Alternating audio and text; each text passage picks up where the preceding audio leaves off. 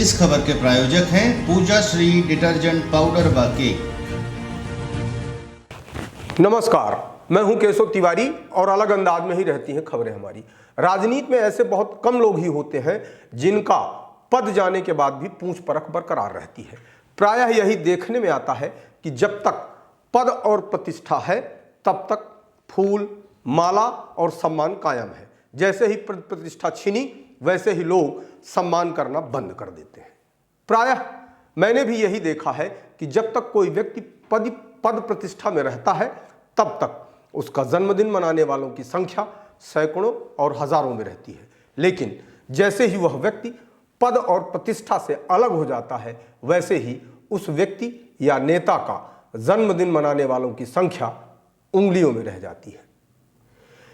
इसी शहर में या सतना शहर में मैंने बहुत सारे नेताओं को लड्डुओं से तुलते हुए देखा है और पद प्रतिष्ठा जाते ही उनकी स्थिति और परिस्थिति क्या होती है अगर सही मायनों में व्यक्त किया जाए तो उन नेताओं को शीशे के सामने खड़े होकर अपना चेहरा देखने में भी घिन छूटती होगी। जब तक पद प्रतिष्ठा है तब तक आप रोज फीता काटिए, माला पहनिए, स्वागत गीत सुनिए और सम्मान पत्र पढ़िए। लेकिन जैसे ही पद प्रतिष्ठा गायब हुई वैसे ही ये सम्मान करने वाले दलाल भी गायब हो जाते हैं। दलालों की अपनी कोई जात नहीं होती, वे सिर्फ सत्ता के इर्द गिर्द ही मंडराते हैं। दलालों की एक चारित्रिक विशेषता होती है कि वे सत्ता में बैठे लोगों को फंसा ही लेते हैं। लेकिन नेताओं की यह चारित्रिक कमजोरी होती है कि वह यह जानते हुए भी कि यह दलाल है, उनके बिछाए हुए जाल में फंस जाते हैं, क्योंकि नेताओं को पैसा जो चाहिए। ऐसे में जो नेता के वास्तविक शुभचिंतक होते हैं वह भी उनसे कट जाते हैं या दूर हो जाते हैं।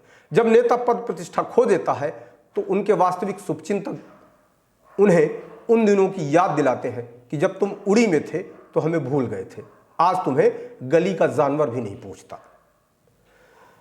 सतना शहर के अंदर भी ऐसे तमाम नेता आपको देखने में मिल जाएंगे जिन्हें उनको उनकी गली का अब जानवर भी नहीं पूछता। लेकिन जब पद प्रतिष्ठा में थे तो शायद चार पहिया वाहन में बैठने के बाद वे अपने निकट के लोगों को भी पहचानना भूल गए थे। राजनीति में जिन नेताओं का ऐसा चरित्र है वे बहुत दीर्घकालिक राजनीति नहीं कर पाते। लेकिन इसी शहर में डॉक्टर लालता प्रसाद खरे को भी देखा है जिनके पास पद प्रतिष्ठा न रहते हुए भी जनता उनका पर्याप्त सम्मान करती थी।